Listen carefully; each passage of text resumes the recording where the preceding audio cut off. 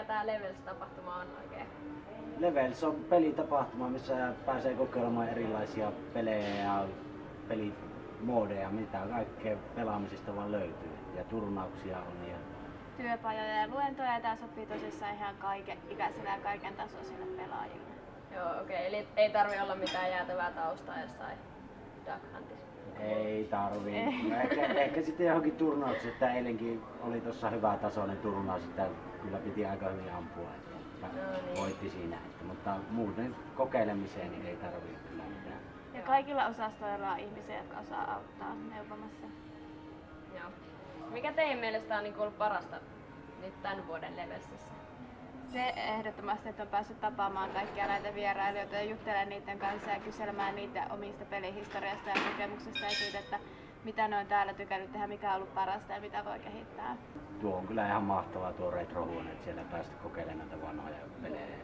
Ei kyllä valittamista noista muistakaan osasta. Ei, mä tykkäsin tanssipelistä. Sitten mä kokeilin eilen sitä Nintendo 3DS.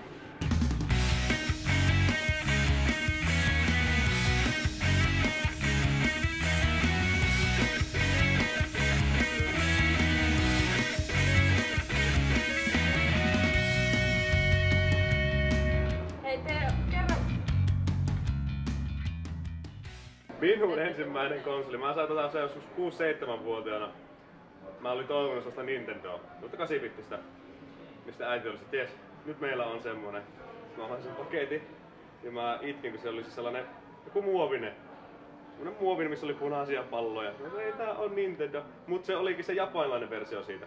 Ja sitten mä sain Pleikka 1 ja mä sain Pleikka 2 ja tuli Xbox ja Gamecube. Mulla on itse asiassa ollut jokainen konsoli, mitä on varmaan tullut niinku Nintendon jälkeen jossain vaiheessa.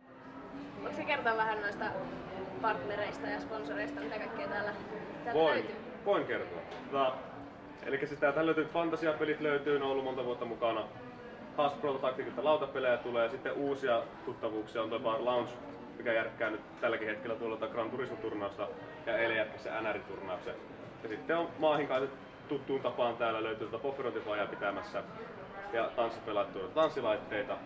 Että kyllä meiltä löytyy niin tosi monen lähtöön. Aika paljon tullut maahantuojilta on tullut konsoleita, Launchilta tuli konsoleita ja sitten ihan omasta takaa ollaan tuotu kanssa aika paljon tavaraa. Ja sitten nuo retrokonsolit, niistä on aika moni kysely, niin V2 toi käytännössä kaikki. Joo. Kaikki toista me aamulla tuossa laitettiin ne kasaan.